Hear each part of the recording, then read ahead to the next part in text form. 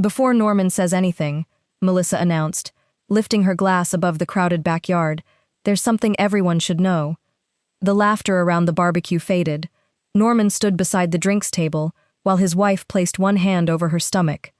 I'm pregnant, she said. A few relatives gasped. Then Melissa turned toward Norman's younger brother.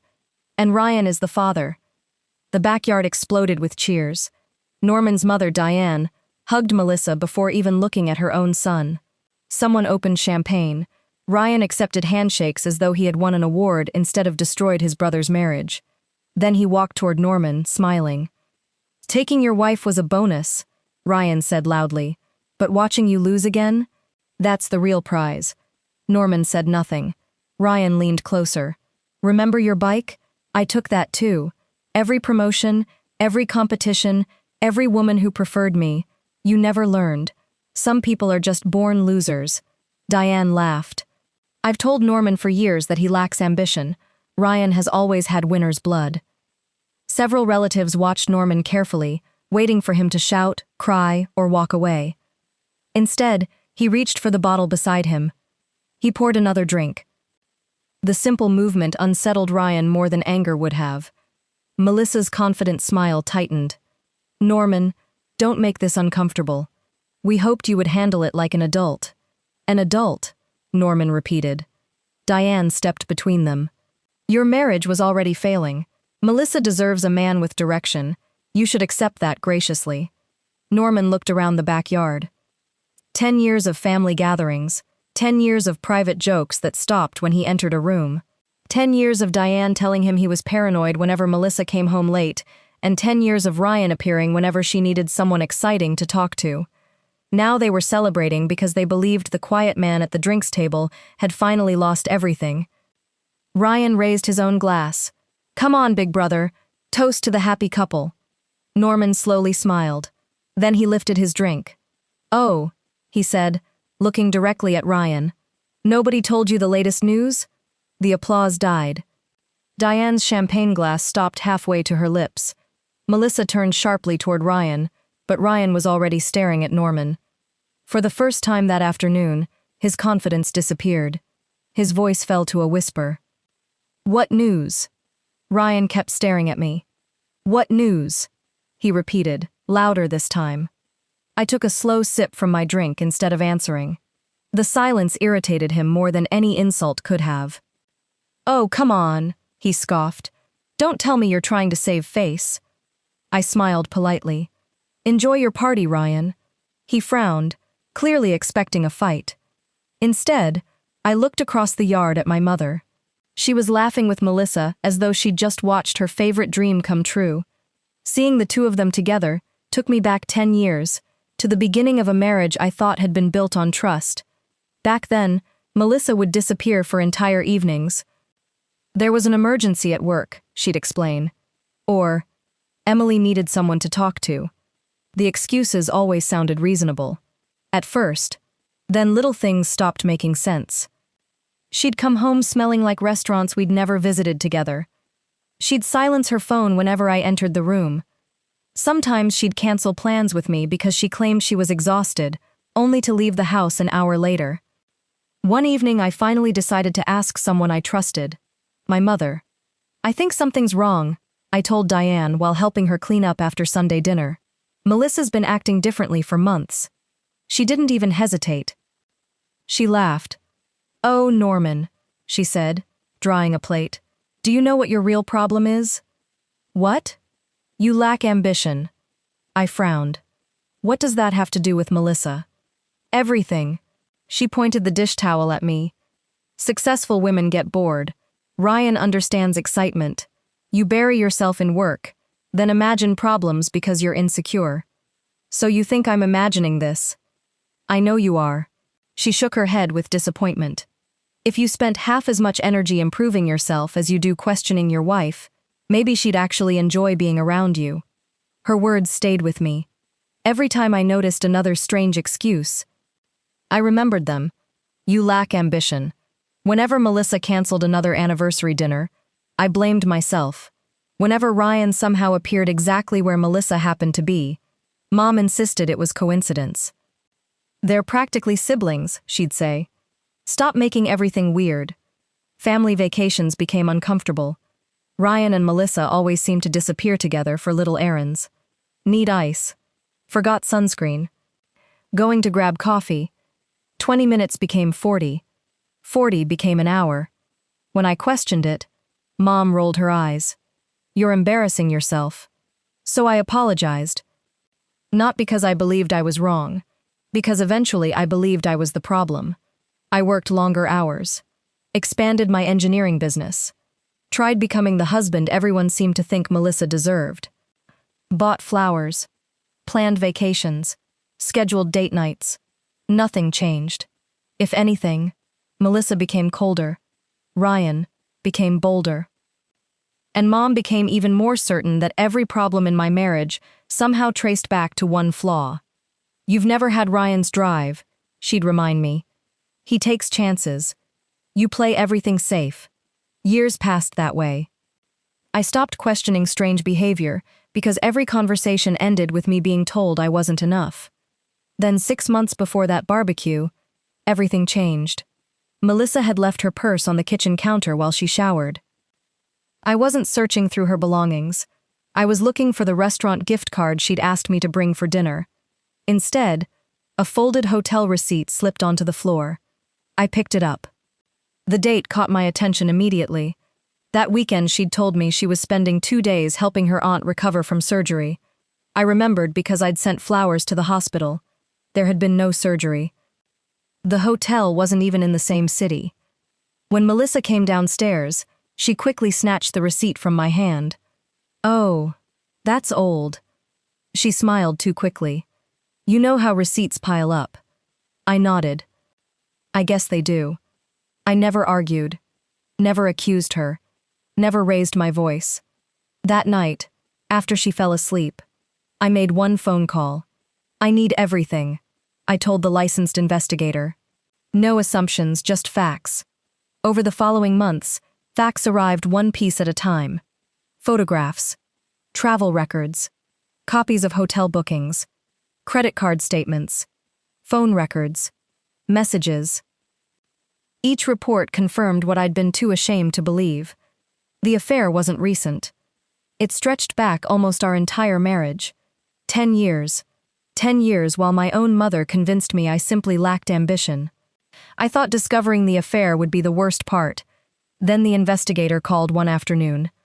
Mr. Clark, he said, there's something unrelated that you need to see. What is it? It involves your brother. I opened the new report. The first page had nothing to do with Melissa, nothing to do with hotels, nothing to do with the affair. It had everything to do with my company. Ryan hadn't only stolen my wife. He'd been quietly using my business for something I had never authorized. Instead of confronting him, I closed the folder, smiled at the next family dinner, and decided to wait. Because for the first time in 10 years, I wasn't the only one keeping secrets. Ryan's shaky voice still hung in the air. What news? I looked at him for a moment, then took another sip of my drink. Relax, I said calmly. You'll find out soon enough. His jaw tightened. No, he snapped. You're not walking away from this. Before I could answer, Ryan grabbed the wireless microphone from the DJ. If we're making announcements, he said with a grin, let's do this properly. Several relatives laughed. Ryan wrapped an arm around Melissa's shoulders. My brother spent 10 years trying to become a father. He smirked. Turns out, I beat him to it. A wave of laughter spread through the backyard. Melissa smiled proudly instead of looking embarrassed. I finally found someone who wasn't afraid to live, she said loudly. Ryan makes me happy. I heard someone clap. Then another. My mother stepped beside them. I always knew Melissa deserved someone with real ambition, Diane declared. Ryan actually goes after what he wants. Norman just waits for life to happen. Several relatives nodded in agreement. One uncle even raised his drink. To Ryan and Melissa. Glasses lifted across the yard. Every eye returned to me. They expected another silent defeat. Instead, I walked toward the center of the gathering. Ryan grinned. There he is. You finally ready to congratulate us? I looked directly at Melissa. When exactly did your relationship begin? The question surprised everyone. Ryan laughed immediately. What difference does it make? Melissa folded her arms. It doesn't matter anymore. It matters to me, I replied. She shrugged. You know what? Fine. It started years ago. Several guests exchanged uncomfortable glances. Ryan squeezed her shoulder proudly. We stopped pretending a long time ago. Neither of them realized they had just admitted more than they intended. I simply nodded. Thank you. Ryan frowned. That's it? That's all you wanted? Yes. His confidence returned. I thought you had something important. I do. I reached into my jacket. Ryan's smile widened. What is that? Divorce papers? Instead of answering, I removed a thick folder. Several people leaned forward. Ryan laughed again.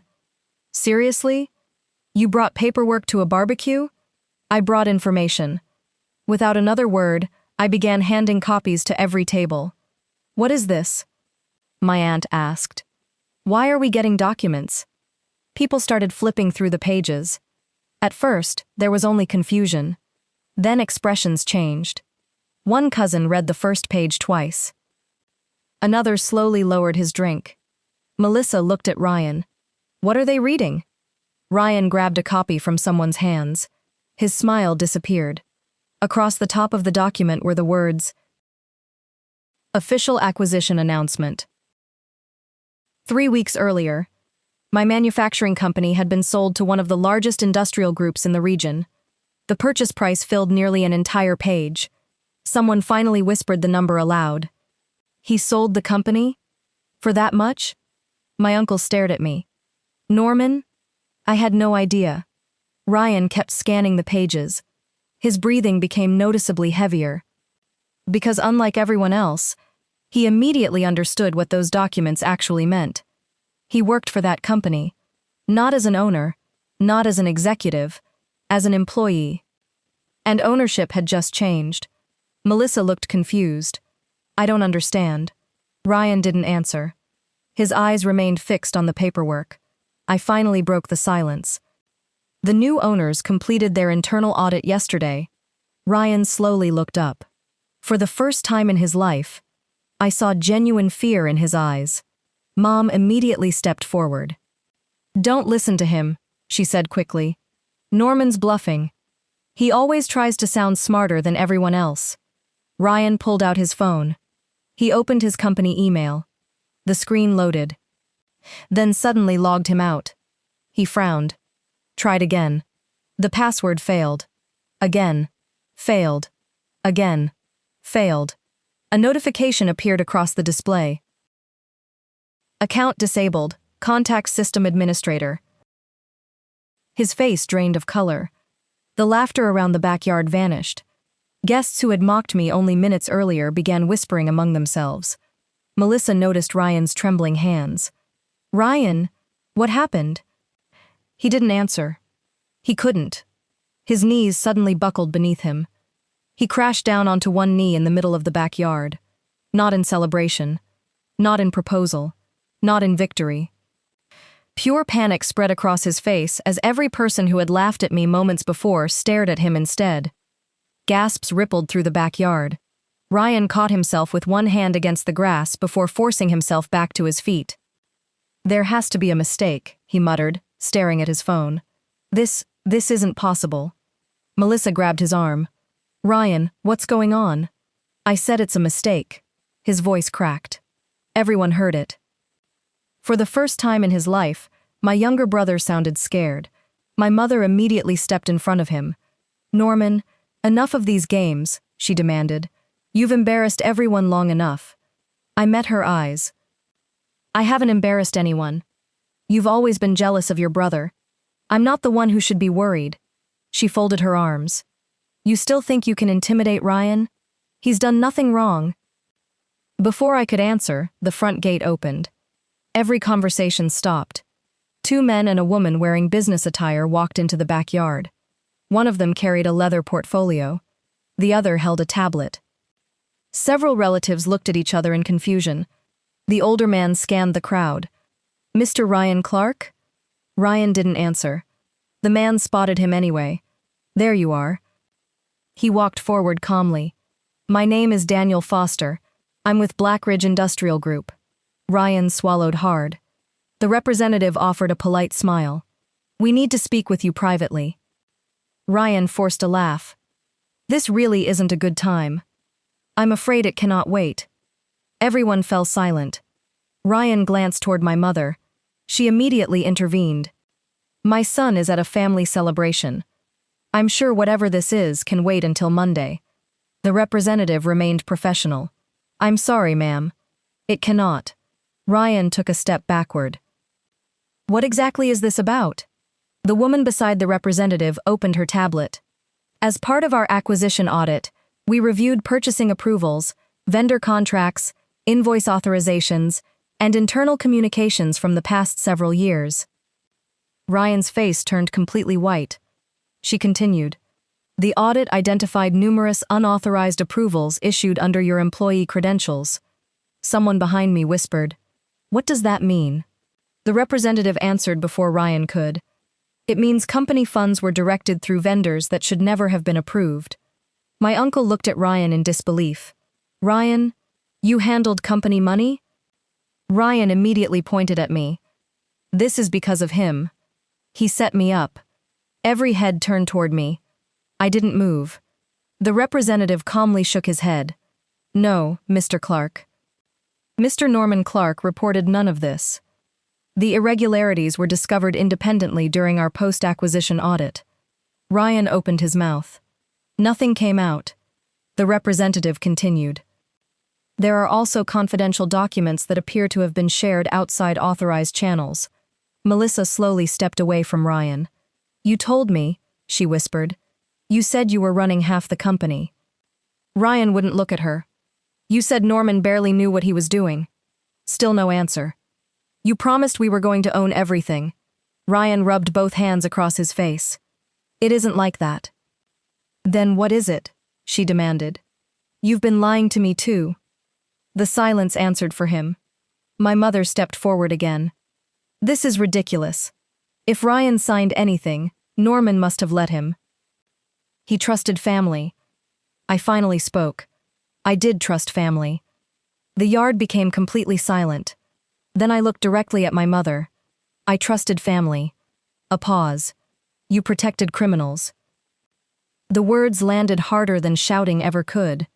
Several relatives slowly turned toward Diane. My aunt frowned. What did he mean, protected? Another cousin looked between my mother and Melissa. "Diane, you knew about this?" Mom laughed nervously.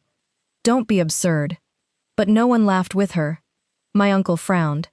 "Every time Norman questioned Melissa, you defended her." Another relative added, "You always blamed Norman." Someone else spoke from the back. "You even called him paranoid." Melissa stared at my mother. Her expression changed from confusion to disbelief. Her lips parted. "You knew?" Diane looked away. "Melissa, you knew?" Melissa repeated, louder. Ryan suddenly interrupted. "Mom, don't say anything." That single sentence was enough. Melissa's eyes widened. She looked at Ryan, then back at Diane. "You both..." For a moment, nobody spoke. Years of awkward family dinners. Countless excuses. Every conversation where I was told I lacked ambition suddenly made perfect sense. The representatives exchanged a glance. "Mr. Ryan Clark," the older man said, "we need you to come with us." Ryan backed away. "I'm not going anywhere. You don't have a choice. This is harassment." "No," the representative replied evenly. "This is an employment investigation." Ryan turned toward me. "What do you want?" I reached into my jacket. A few minutes of honesty. From inside my pocket, I removed my phone. "I think everyone deserves to hear something." I pressed play.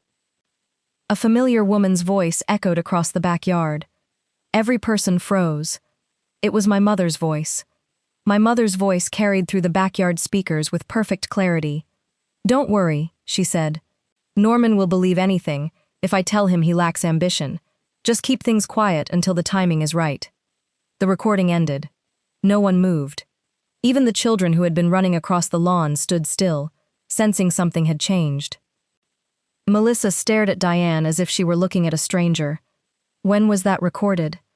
I locked my phone and slipped it back into my pocket. "About 8 years ago." Ryan shook his head violently. "That proves nothing."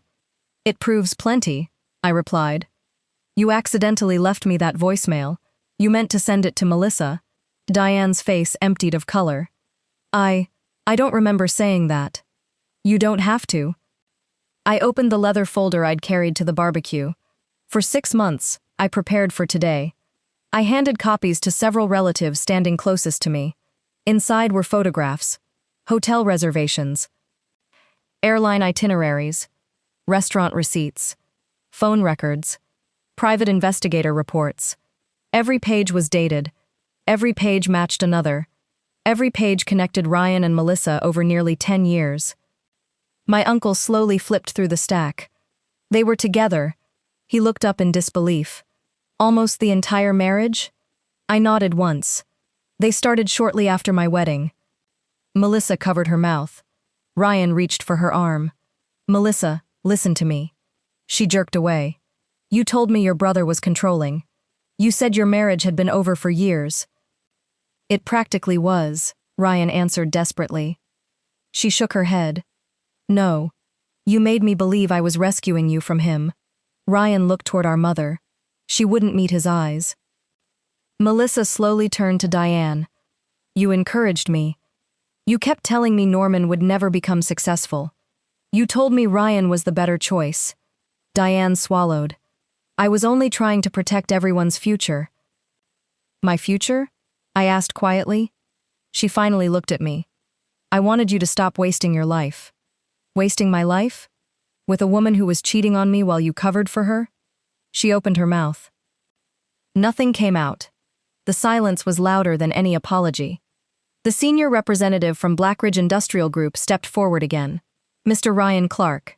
He held out a sealed envelope. "Effective immediately, your employment is terminated." Ryan stared at the document without taking it. The representative continued. "Our legal department will also pursue recovery of losses identified during the acquisition audit." Another representative added, "Law enforcement has already been notified regarding the fraudulent financial activity uncovered during our review." Ryan finally grabbed the envelope. "This is because of Norman." "No," the representative answered evenly. "This is because of your own actions." Ryan turned toward me one last time. "You planned all this." "I prepared for it," I corrected. "There's a difference." He laughed bitterly. "You could have confronted me months ago." "I could have. But then everyone would have called me jealous." I glanced around the backyard. Today, I didn't have to convince anyone. The evidence did it for me. No one defended Ryan. Not one relative. My aunt quietly handed the investigation folder to another family member. My cousins avoided looking at either Ryan or my mother. People who had applauded only 30 minutes earlier now stood in complete silence. Melissa suddenly sat down in one of the patio chairs. Tears rolled down her face. "You lied to me too." Ryan stepped toward her. "I love you." She looked up. "No. You loved winning. And I was just another prize." Those words hit him harder than anything I could have said. The representatives escorted Ryan toward the gate. This time, he didn't resist. He simply walked away with his shoulders slumped, carrying the envelope that had ended the future he thought he had secured. My mother hurried after him. "Ryan!" She stopped halfway and looked back at me. For years, she had always expected me to chase after her, to apologize, to beg for her approval. I stayed exactly where I was. She searched my face for something: anger, forgiveness, regret. She found none of them. Realizing no one was following her anymore, she quietly turned and walked out through the same gate behind Ryan. Over the next several months, everything unfolded exactly as the evidence suggested it would. The company filed civil claims to recover the losses uncovered during its audit, while investigators examined the fraudulent approvals tied to Ryan's employee credentials. My divorce was finalized without unnecessary conflict because every important financial decision had already been completed before the affair became public. The sale of my company had closed weeks earlier, protecting the assets I had spent years building.